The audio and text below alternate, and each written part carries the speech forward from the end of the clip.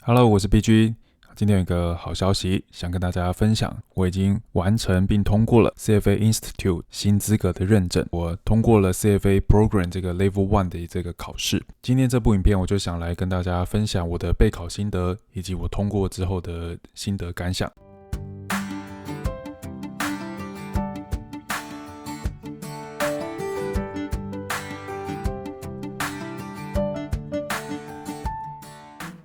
介绍一下什么是 CFA。CFA 呢，它的全名是 Chartered Financial Analyst， 中文呢叫做特许金融分析师。它是由美国 CFA Institute 颁发的金融考试认证，那被认为是全球金融圈最顶级的证照。除了代表在金融分析领域拥有高专业的水平，同时如果拥有这张证照，也被认为是符合金融业所强调的诚信、遵守伦理准则的标准。CFA 考试从1963年开始举办，那目前累计至今大概有33万人通过考试，那台湾呢大概有600多个人。CFA 这张证照有多难考呢？要取得 CFA 证照必须通过3级的考试，那称为 Level 1、Level 2跟 Level 3三个阶段。根据协会的统计通过每一级的考试，平均大概要准备300多个小时。近10年第一级跟第二级的通过率大概是在 41% 跟 45%， 第3级呢大概有 52%。 那接下来我们来谈谈 CFA 考试要多少分才算合格。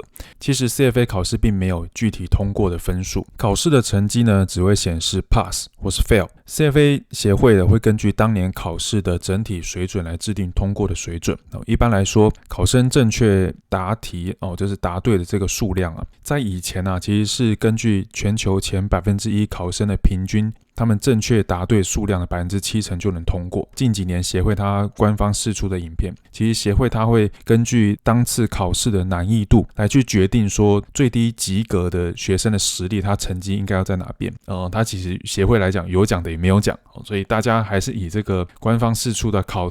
古题，这要达成70%以上的正确率。考 CFA 它有哪些的一个科目？总共分成10项。第一项呢是道德跟专业准则，第二项呢是量化方法，基本上就是跟统计相关。第3个呢是经济学，第4个是财务报表与分析，第5个呢是公司财务管理，第6个是股权相关的投资，第7个是固定收益，第8个是衍生性的金融商品，第9类另类的投资，第10类是投资组合管理跟财富管理。从这10科我们可以看到，其实每一个都跟在金融领域或是在投资会有非常的一个相关。那接着我们来谈一下取得这个 CFA 证照它的工作前景如何。就根据协会的调查， CFA 持证人他的职业分布前5名分别是投资组合经理，2成的人担任这个职务，接着是分析师1/5的人担任这样的职务，接着呢是 C level 的高阶主管，大概有 7% 的人，那接着的话是咨询顾问 6%， 担任风控经理有 5% 的人。那接着跟大家来聊一聊我为什么想要考这张证照。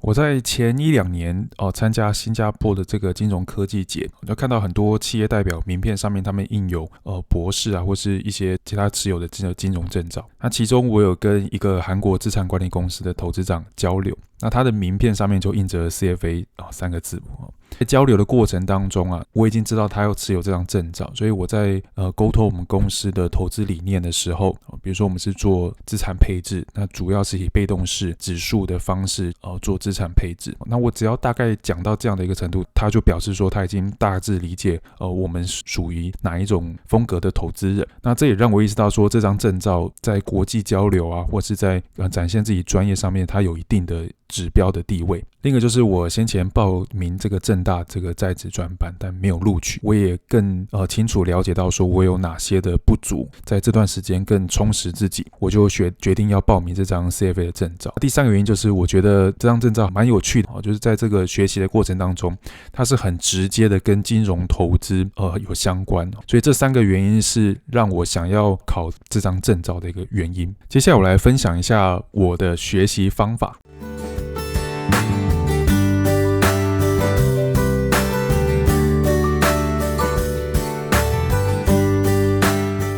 我我的学习方法呢，我总共分成5点。第一点，保持每天都有学习的节奏。因为我自己是住在桃园，那公司在台北古亭站附近，所以我每天都需要通勤。跟大家分享一下我每天的作息，我大概每天7点半起床，然后7点50分搭捷运，公司呢是9点打卡，中间呢我大概有1个多小时的通勤时间，包含走路啊、坐捷运等等。因为我每天的路径都很固定，所以我就详细的统计一下，我大概有多少的时间是用什么样的交通工具。我有40分钟是在捷运上，接着呢有10分钟是走路转换捷运，那接着呢又10分钟搭捷运。以前我在通勤的时候，我就觉得蛮累的，因为其实花很多的时间浪费掉了。那考试之后呢，我就觉得要好好善用这些通勤的时间。平常工作也很忙碌啊，那加上这样通勤，其实我下班没有太多的时间可以去做学习，所以我就打算建立一个持之以恒的习惯跟努力，每天利用通勤搭捷运的时候来准备这个考试。那下班如果我有体力，或是睡前我还有一点点时间的话，我就多看。然后临近考试前3个月，我才开始写题库。第二点呢，我就是善用线上的课程，跟大家分享就是我其实并不只是自学，我还有买这个线上补习班的课程。没办法，因为我工作真的非常的忙。那我觉得如果我单靠自己准备，而且很多其实对我来说是新的知识，那自己再去做学习的话，我觉得会更痛苦一些。我就是买了这个线上的这个网络课程。我自己觉得非常的值。如果是真的跟我一样非常忙碌，那想要一个比较有效率学习的话，帮助我学习。那整体来讲，教学非常扎实，题库也有讲解，所以我都是利用通勤的时间来看这个课程。我就会善用这样子的线上课程，让我的这个零碎时间都是在学习。那这个就是我第2个学习方法。第3个学习方法，整理自己的笔记。那我自己呢是已经习惯用数位的笔记，利用通勤的时间1小时，大概是听补习班的这个课程，然后同时就是如果同时我可以去打字的话，我就会把我自己的这个学习到的东西整理到我的笔记软体当中。那我使用的这个笔记软体呢是 Heptabase， 我就是会建立一个专属于 CFA 的这个 map， 因为在这个 Heptabase 这个软体里面，它叫一个知识的地图了。地图里面它有很多的一个小地图。我刚刚提到说这个 CFA 的这个考试它有分成10科嘛，所以我就会分成在有点像10大洲一样，建立这个更详细的这个地图里面，尽可能的用这个心智图的方式来去编排每一个知识点之间的一个关联。第4个学习的方法是根据权重来学习，抓大放小，这个是蛮重要的。第5个学习方法也是最后一个，就是要刷题巩固笔记。那为什么是刷题然后加巩固笔记呢？因为如果是单纯的写题目的话，我觉得并没有非常扎实。那我自己自认记忆力没有非常好，我是边刷题然后边去回过头来去修改我自己的笔记，看看有哪边我的笔记是漏掉的。那也是针对考试它的考点去做记忆。花一点时间，然后去针对刷题自己有错的地方，以及自己觉得更实务的部分来去做笔记，我觉得非常有帮助。那我自己在写题目的时候呢，我是一次就写比较少的量，也可以一次写20题。或是一次写5题，甚至我到后面呢，是我写1题就看答案，然后去做检讨。如果一次写完20题，然后再对答案，对我来说，其实整体的循环拉得非常长。特别是如果我一开始错的题目很多，对答案的时候，我就发现自己错很多，然后我就觉得心情会很挫折。那因此我就采用就是一次写比较少的题目，那写完之后就看答案检讨，我再建立最小的进步循环。我写完1题，那我就看答案，然后去巩固了知识点，这样子的话我就等于进步了嘛。那我也不会因为说我一次错很多，然后就算了，我就不再继续写。所以我就写完1题，那对或错反正没关系，我就只是要进步就好。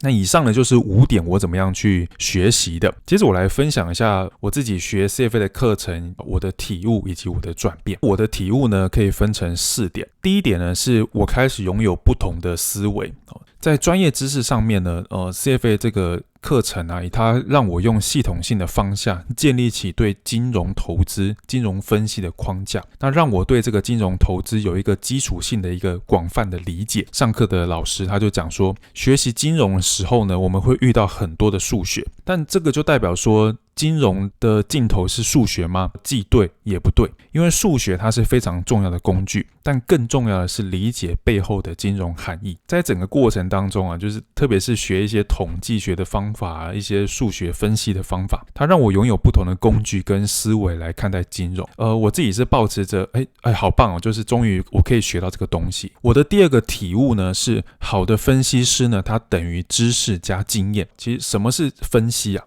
分析呢其实是对比加上归因。什么是对比呢？对比就是横向的比较加纵向的比较。比如说像类似的公司去做比较，纵向的比较呢，可能是我在产业的上下游去做对比，透过不同角度的这个对比我们就可以再找出为什么会这样子的一个原因。那这个也就是分析的一个过程。查理蒙格他有讲过多元思维的模型，我觉得这也是分析的一个本质。那 CFA 他教会我书本上面的一个知识，那更多呢是让我知道说我还要累积更多的实务的投资的经验，在学习的过程当中我也可以去检验我过去所学的知识到底是不是正确的。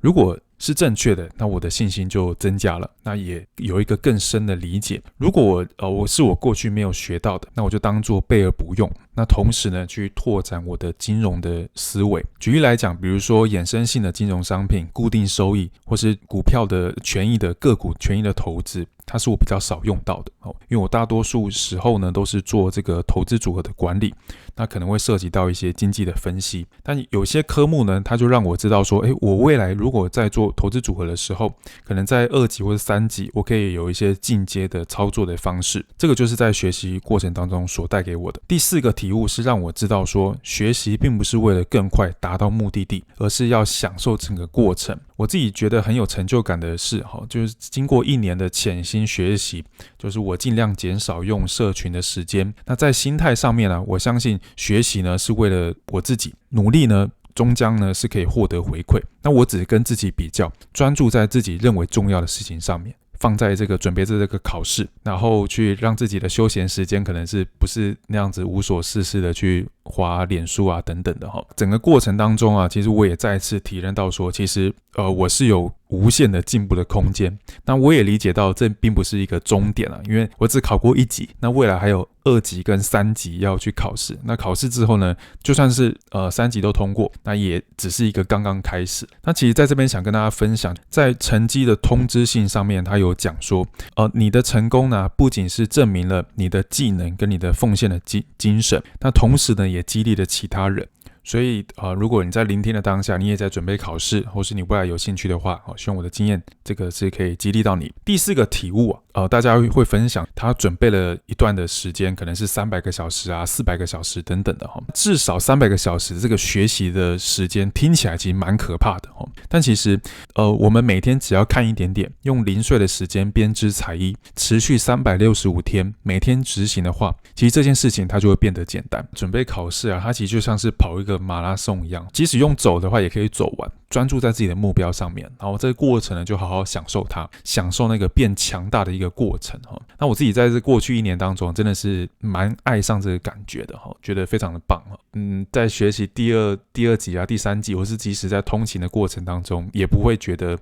身体可能是有点累但精神上面是自己觉得是有成就的。最后就是这个总结啦，经过1年的闭关学习，在心态上呢我更有自信因为我相信呢学习是可以为了自己，那努力呢终将会获得回报。虽然放榜前呢非常紧张，就觉得自己不会过好险真的考试有通过那更重要的是呢，我想跟大家分享，只要跟自己比较就好了。有些人会分享他花了很少的时间等等的对我来说我完全不在意甚至说我觉得我要花很多的时间来去研究这些知识，我要想要去搞懂它，然后让这些知识呢可以被我所运用。那我也学到说，专注在自己认为重要的事情上面，不能说时间都完全耗在这个上面嘛，我也要兼顾工作，我要兼顾我的家庭，那我也要兼顾自己的一些休闲我更知道说我的时间要放在哪边。最后呢，我就想跟大家分享，就是这是一个旅程，那要不要开始呢，其实取决于你那最终呢，就是你要去想象说你为什么想要开始，那这是这个才可以坚持下面的一个原因那这部影片呢就分享到这边。那最后呢，我就跟大家分享一句话啦，就是你的努力终将都获得回报。只要相信自己，一定可以达成自己的目标。以上呢就是今天的分享，我是 PG。那如果有帮助的话，帮我留言或是分享给你的朋友，记得按赞订阅我的频道。那我是 PG，我们下次见，拜拜。